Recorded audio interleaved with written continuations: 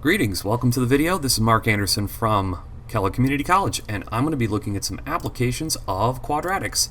The first thing I'm going to do is take a look at this first story problem and just see what I can get out of the first sentence.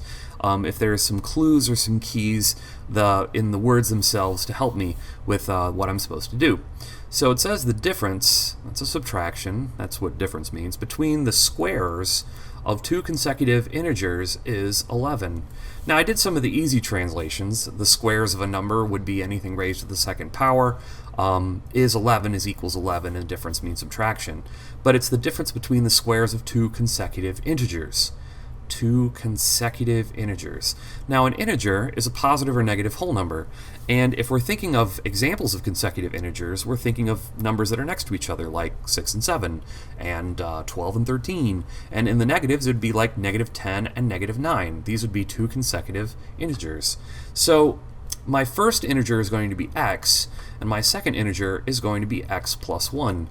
This saves me from writing two variables, and also the relationship between two consecutive integers is that they are one gap away from each other.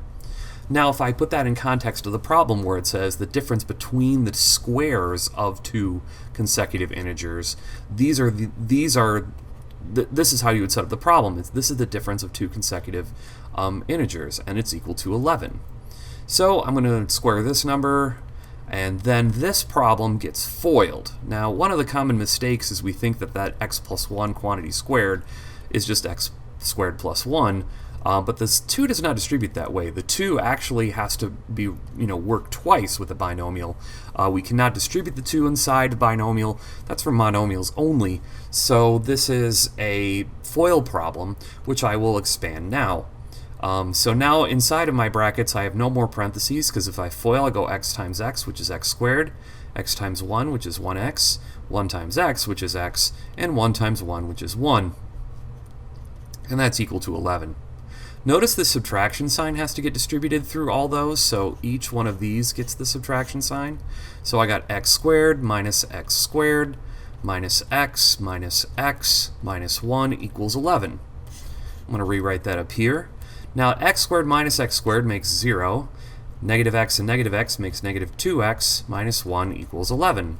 I'm going to move the 1 to the other side. So there's my, if I add 1 to both sides, it gives me 12. Divide both sides by negative 2. X is going to be equal to negative 6. This is my first integer. Now I'm looking for two consecutive integers, so I'm looking for negative 6 and the number next to it.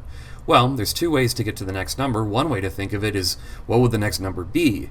And I think a tough thing to think about is when I'm in the negatives, let's say I'm at negative 6, the next consecutive integer would be here at negative 5. Also, if you look back at how I set this up, the first x is my first integer, and the second integer is x plus 1. So x plus 1 is equal to negative 5, which you could actually subtract 1 from both sides and see that that answer would give me x right away. So that's the first of these two translation problems, and you'll note that we didn't actually need quadratic formula for them. What we did need is the concept of the properties of squares and this little FOIL repertoire right here. So this problem is going to be a lot more direct because I'm just reading it from left to right. 5 times an integer, all right, well that's pretty straightforward, plus 3 times the square of the integer is 22. Well, shoot, look at that. That is this is a trinomial or a quadratic formula problem in the making.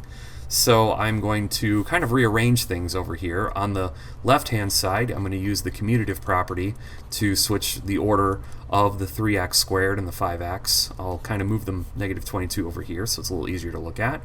And this isn't quite in quadratic formula mode yet, so I'm going to subtract 22 from both sides. And so I'm now going to write down 3x squared plus 5x minus 22 equals 0. All right, looking good so far, because now what we have is something we can easily use the quadratic formula on. We also could check to see if it is factorable, but since this is a tricky trinomial and multiplying 3 times negative 22 would give me a lot of possibilities to find my middle term, I'm going to use quadratic formula. So negative b plus or minus the square root of b squared minus 4ac. Now if I type in 5 squared minus 4 times 3 times negative 22, I get an answer of 289. all divided by 2a, which I'm going to write that as 6. And I prefer splitting it up like this because that way I can do some simplification easier. So now what I have is to check that square root of 289, which so happens to be 17. So now what I have is I have 5/6 plus 17 over 6, and I have negative 5 minus 17 over 6. So in this case, I get negative 5 plus 17 over 6, which is 12 over 6, which is 2. So this is one of my possible answers. And over here, I subtract the 2 and get negative 22 over 6, which gives me negative 11/3, which is another possible answer. Now, this problem said 5 times an integer plus 3 times the square of an integer is 22. Find the integer. Okay, so my answer is looking for the integer. So which one of these is an integer? Is it the 2 or the negative 11/3? And due to the definition of integer being a positive or negative whole number, this is your answer, and that is not your answer. So even though these two values of x could be plugged into the problem and give you an answer of 22, I'm looking for a specific integer, and that integer is 2.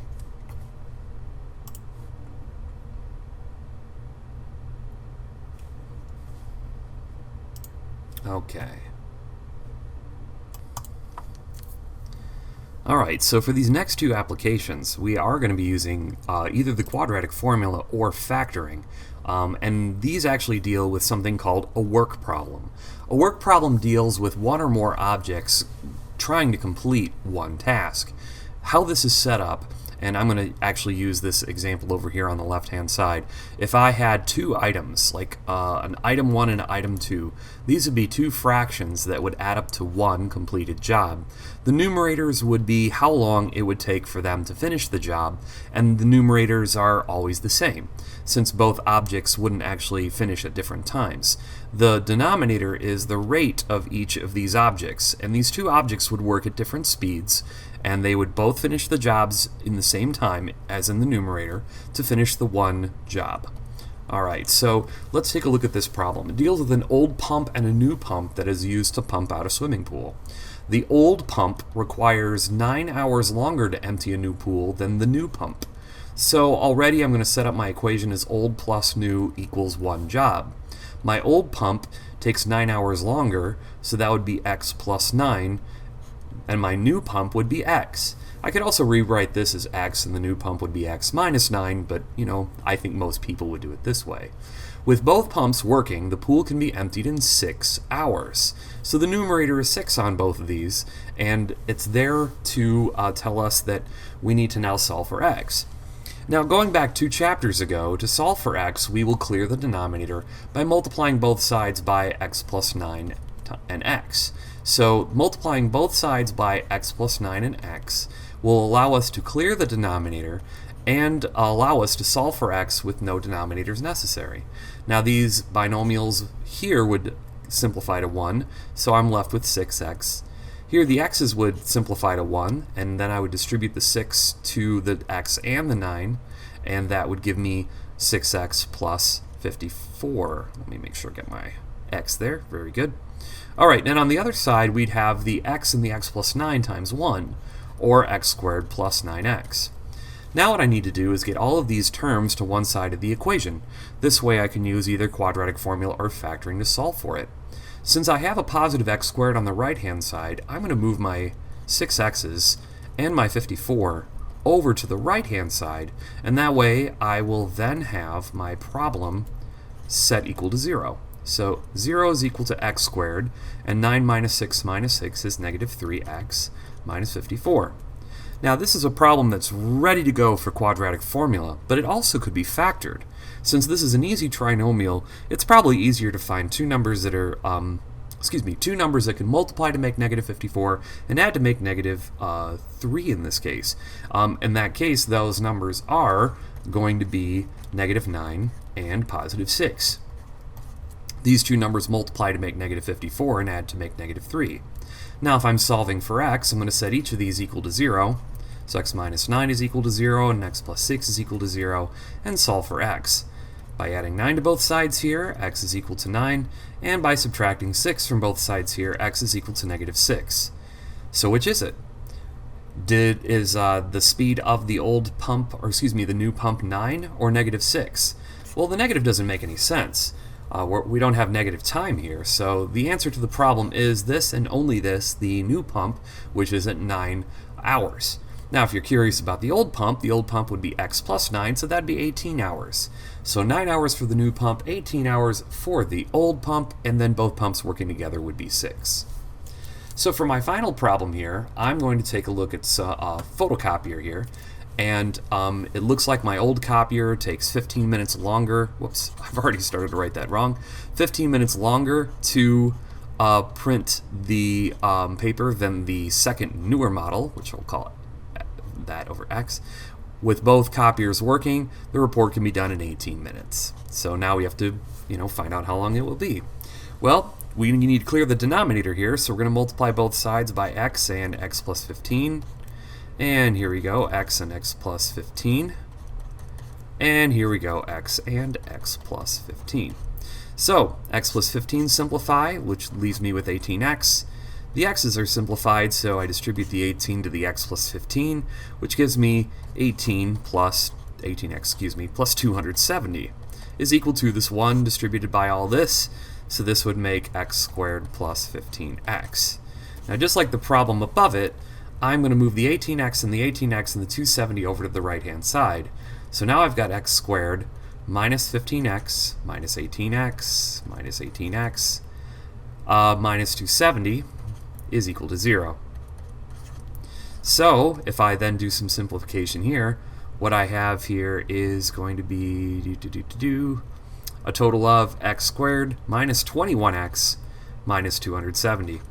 Now, this is another problem that would be great for factoring, because you could find two numbers that multiply to make negative 270 and to make 21. But what if you don't? What if you just say, well, shoot, I'm just going to use quadratic formula since I've been practicing it all chapter?